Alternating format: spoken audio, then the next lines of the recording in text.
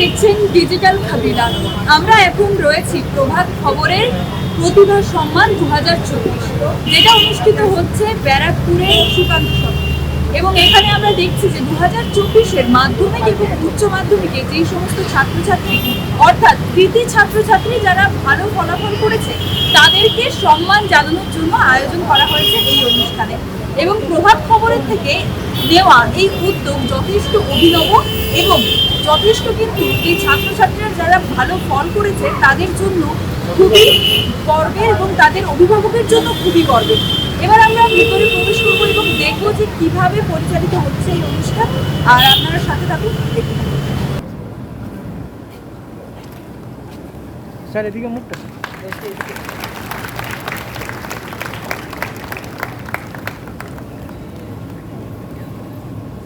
इनका मुख्य भूमिका रही। Powered by Usha Martin university Ranchi, gold partner हमारे SBI state bank of India, silver partner LIC एवं house of Meenu more, gift partners हमारे सभी विद्यार्थियों के लिए 24 को बिस्कुट का एक हैम्पर है और सेनको गोल्ड की तरफ से एक सिल्वर पेन सभी गुरुजनों के लिए है। डिजिटल मीडिया पार्टनर हैं खबरीलाल, कोई स्पॉन्सर हैं आई कैन फ्लाई और रेडियो पार्टनर है 91.9। इन सबों के प्रति हम आभार प्रकट करते हैं जिन्होंने हमें विपुल सहयोग दिया ऐसे कार्यक्रमों के आयोजन के लिए। मैं अब निवेदन all representatives from Prabhat Khabar, I was told it is operating from Jharkhand, Bihar and West Bengal, and the students who will be today felicitated as a part of Pratibha Samman 2024, the gurus, the teachers for Guru Samman 2024, my beloved audience and all guests present here. I am the Chief of Rifle Factory, Ishapur, Executive Director. I feel honored that I have been invited for this occasion. It's a great occasion Prabhat Khabar has organized. I must congratulate Prabhat Khabar. Keep on. I am associated with industry and factory. Now we are heading towards artificial intelligence and industry 4.0. That is Internet of Things and Internet of Services. This is going to the future. Now the students who are present here, the talented students, those who are present here, they will be just stepping into that kind of world, that is industry 4.0 and artificial intelligence, AI. देखिए हमारे time में ये था कि when we are being felicitated or we are getting scholarship because of your talent or doing well in the exam, उस समय ये था कि हम लोग का एक एम था कि डॉक्टर्स या इंजीनियर्स बनेंगे. But now the things have completely changed. You can be a doctor, you can be an engineer, you can be a journalist, you can be a photographer, you can be a singer, anything and everything you can become. So many avenues and all avenues are equally important. ये थोड़ा ध्यान रखिए. And my advice to the talented students who will be felicitated today is keep a focus. Now itself keep a focus and work towards it. Whatever happens, don't bother. You just aim to achieve that focus, that goal. मंच के संचालक, मंच पे आसीन विशिष्ट अतिथिगण, प्रभात खबर के हमारे उपस्थित सभी अधिकारीगण, संवाददाता से लेकर ऑफिस बेयर तक उपस्थित तमाम छात्र, अभिभावकगण और विशिष्ट अतिथिगण, मैं संजय कुमार रंजन, डिप्टी कमांडेंट हूँ NDRF का। मैं सिर्फ 2-3 बातें कहूँगा और एक सवाल छोड़ूंगा आप सबके बीच में कि हम बचाव कर्मी हैं। जैसे कोई प्राकृतिक आपदा आती है या मानव जनित आपदा आती है, वॉर डिजास्टर आता है, तो उसमें रिस्पॉन्ड करना और वहाँ स्टक हुए लोगों को, फंसे हुए लोगों को निकालना NDRF की पहली प्राथमिकता है और हम यही काम करते हैं। इसके लिए जो सबसे अहम चीज है वो है सूचनाओं का एसिमिलेशन जो समय पे हो जाए। आप सपोज करें आप छात्र हैं, आपको कहीं से भी कोई सूचना मिलती है कि कहीं कोई बस पलट गई है, आपकी नज़र से कुछ कभी होता है कि ट्रेन में कोई दुर्घटना कहीं पे हो गई, जैसे हाल फिलहाल में सिलीगुड़ी के पास हुआ था, न्यू जलपाईगुड़ी में, तो उसका जितना त्वरित सूचनाओं का आदान प्रदान एजेंसियों को हो जाएगा, बचाव उतना ही तेजी से आपके बीच में किया जाएगा। एनडीआरएफ उतनी ही तेजी से बचाव करेगी। और हमारा रिस्पॉन्स टाइम जो स्टैंडर्ड है 22 मिनट के अंदर हमारी पूरी टीम ऑन व्हील हो जाती है।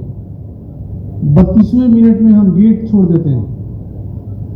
तो ये डिपेंड करता है कि सूचना हमें कब मिलती है, किस प्रकार मिलती है और उसका कोलैबोरेशन डिफरेंट एजेंसी से कैसे कैसे होता है, उसी पे हमारा सारा रिस्पॉन्स डिपेंड करता है। और मैं आप सबों से आश्वासन के साथ ये कहना चाहूँगा on behalf of Shri Gurvinder Singh, commandant second NDRF, this is quarter in Haringhata Kolkata, कि कहीं पे कोई आपदा होती है, सेकेंड एनडीआरएफ ने पूरे वेस्ट बंगाल के नॉर्थ और साउथ दोनों रीजन से लगभग 1200 लोगों को ट्रेन किया हुआ है, 2 बटालियन के बराबर, गांव के लेवल पर नेहरू युवा केंद्र के द्वारा, आपदा मित्रों के द्वारा, कि जब कभी भी कोई विपर्य या डिजास्टर होता है तो उसमें एनडीआरएफ त्वरित रिस्पॉन्स करेगी, इमीडिएट रिस्पॉन्स करेगी, जिसमें सूचना का बहुत इंपॉर्टेंट रोल है। एक बात और मैं आपसे बताना चाहूँगा कि जो पत्रकार होते हैं, संवाददाता होता है, I have also been JNU alumni IIM से, वहाँ से मैं ग्रेजुएट हूँ, तो हमने पत्रकारिता की बड़ी बारीकियों को समझा है, थोड़ा देखा है, काम भी करा है शुरुआती दिनों में। तो जो बचाव कर्मी होता है, सैनिक होता है, उसके पास बचाव के उपकरण होते हैं, लेकिन एक पत्रकार जब किसी स्टोरी को करने ग्राउंड पे जाता है तो उसके पास एक स्टोरी होती है, उसका अपना सामान होता है, बचाव का कोई साधन नहीं होता। तो किसी भी तरीके से एक पत्रकार का काम जो अकेला होता है ग्राउंड पे, एक संवाददाता का काम, तो एक फौजी से कम जोखिम भरा काम नहीं है, वो ज़्यादा जोखिम भरा है, क्योंकि उसके पास सेफ्टी के ऑपरेटर्स नहीं होते, हमारे पास होते हैं। इतने जोखिम में पड़कर एक संवाददाता एक स्टोरी करता है, एक पत्रकार एक स्टोरी करता है, वो लेकर जनता के सामने आता है। तो जितना एक सैन्य कर्मी का योगदान इस समाज के लिए महत्वपूर्ण है, उससे ज़्यादा महत्वपूर्ण एक सूचना देने वाले पत्रकार का है, कॉरेस्पोंडेंट का है, जो ग्राउंड पर जाकर जमीन पर जाकर पत्रकारिता करता है। उनकी तो बहुत इंपॉर्टेंट रोल है सूचना का हमारे समाज में। जितनी बेहतरीन, जितनी निरपेक्ष, जितनी साफगोई से, जितनी ईमानदारी से सूचना समाज में जाएगा, उतना ही बेहतरीन हमारे छात्र तैयार होंगे और उतना ही बेहतरीन हमारा समाज और देश बनेगा। सूचना इतना अहम रोल हमारे समाज के लिए प्रदान करता है। हम लोग खबरों की दुनिया में होते हैं। प्राथमिक रूप से हमारा दायित्व आपको रोज सुबह एक कंप्लीट न्यूज़पेपर, एक संपूर्ण समाचार पत्र उपलब्ध कराना होता है। और स्वाभाविक है, चूंकि हम समाचारों के कामकाज में लगे होते हैं, तो हम मुख्य रूप से इसे ही अपना कर्तव्य मानते भी हैं। लेकिन यह भी सही है कि समाचार पत्रों की उपयोगिता, उनके होने का कोई मतलब तभी होगा जब हमारे आसपास आप सब ठीक ठाक हों, हम एक स्वस्थ समाज का हिस्सा हों, हम एक गतिशील समाज का हिस्सा हों।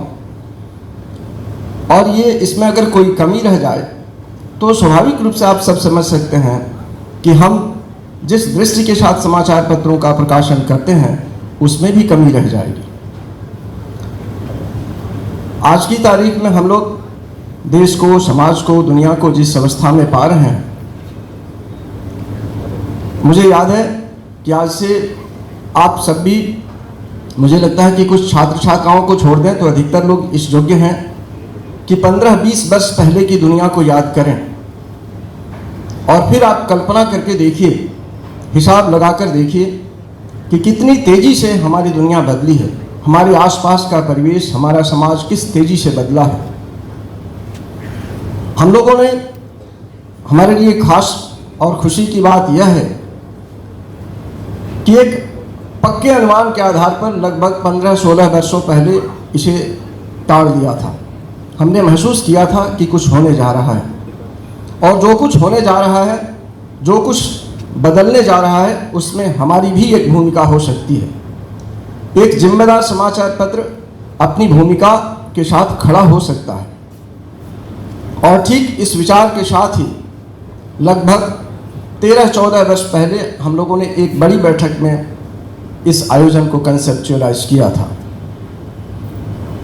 जैसा मैंने कहा कि तब की स्थितियां अलग थीं, चुनौतियां भी ज़्यादा थीं। हालांकि हर दौर में चुनौतियां होती हैं, हम तमाम उन्नति प्रगति के बावजूद ऐसा नहीं कह सकते कि आज चुनौतियां नहीं है या कल आने वाले दिनों में चुनौतियां होंगी नहीं, समस्याएं नहीं होंगी, वो होंगी, लेकिन उनका समाधान भी हम सबको ढूंढना है, हम सबको खोज निकालना होगा। और इसके लिए हम मानते हैं कि हमारे जो आज के छात्र छात्राएं हैं, हमारे जो युवा हैं, वही हमारे समाज को नई दिशा देंगे, वही हमें राह दिखाएंगे। सिर्फ इतना ही नहीं, हमारे भविष्य को नई ऊंचाई पर वही ले जाएंगे। और यह मानते हुए कि इनके बगैर हम किसी भी समाज में, किसी भी सोशल और नेशनल सेटअप में किसी भी तरह की तरक्की प्रगति की बात नहीं सोच सकते।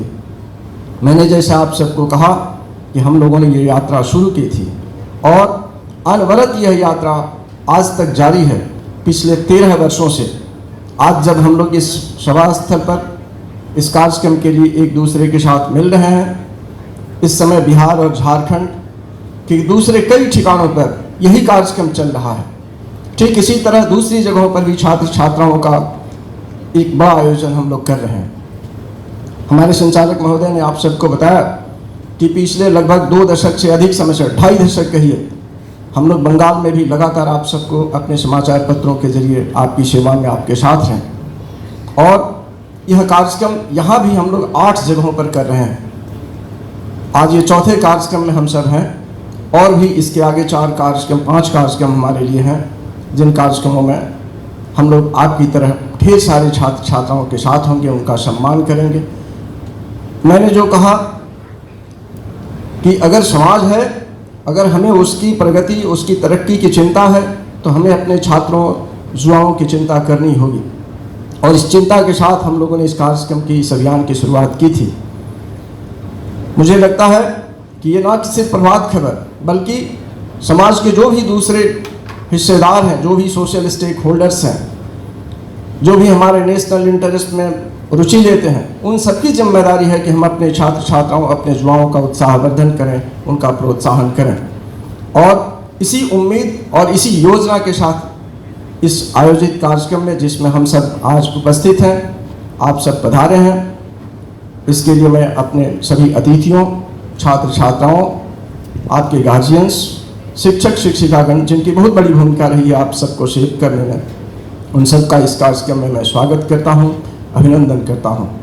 आप सबको पुनः धन्यवाद।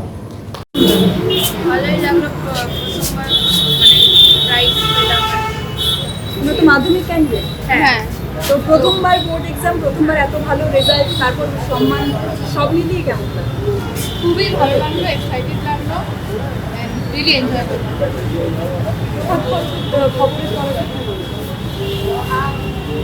I would like to thank them for arranging this beautiful occasion, for inviting us especially.